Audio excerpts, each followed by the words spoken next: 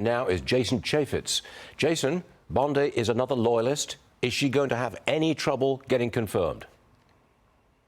Oh, I don't think so. She's a highly competent attorney, highly successful as a two-term attorney general of one of the largest states in the United States. She's exceptionally good on her feet, answering questions. She has great proximity to the president. And she's got a mandate, I think, to go in and help clean up the Department of Justice. And that's going to be a welcome sight to these Republican senators who I think will, in unison, unanimously vote for her. With Gates out, will Pete Hegseth and RFK Jr., will they have an easier time getting confirmed? Yeah, listen, they're going to focus on something somewhere, but these people, look, if you have somebody where the Department of Justice or law enforcement comes in and looks at something and then said, there's nothing here, there's nothing there. If they could have charged some people along the way, they would have. I thought the way they treated Matt Gaetz was absolutely fundamentally wrong. I think Pete Hegseth is an exceptional candidate. He's got the right background. He's going to come in and clean up the place. I happen to know him because of proximity to Fox, but I'm telling you, he is a patriot, and he's got a fight on his hands to help clean up that Pentagon out there. I think all of the candidates that are up there, they should be confirmed. They did this. They bent over backwards to confirm the Biden nominees. The Republican senators should do the same for the nominees that are in place right now. All right, Jason, I want you to listen to what the White House says about Biden's claim that Trump is an existential threat. Watch this. You know, I've been asked about existential threat. I've been asked about threat to our democracy. The president is always going to be honest with the American people. He feels like he is obligated. What he said still stands. But we are now in a different place. We are. The American people spoke. They deserve a peaceful transfer of power. That's what this president wants to do. You know, Jason, I don't think that really helps a peaceful transfer of power if you're still saying he's a threat to democracy.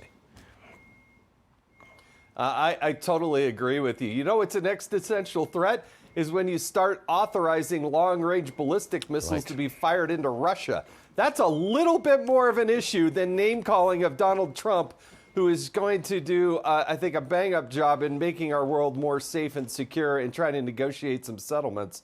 That's what really matters, not this verbal jousting from the White House. It's kind of a joke at this point. Who do you think is the real president of the United States at this moment? Who's calling the shots? Any idea? I don't know. I guess the first person I'd call would be Jill Biden. I don't know.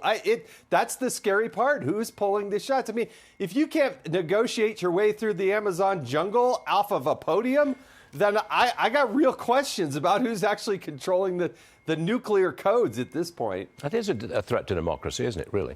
If you have a president it just doesn't seem to be there, but all kinds of major events are being organized by this president or by his team, you have to ask that question. Isn't it a threat to democracy? We didn't elect Jill Biden. We didn't elect his chief of staff.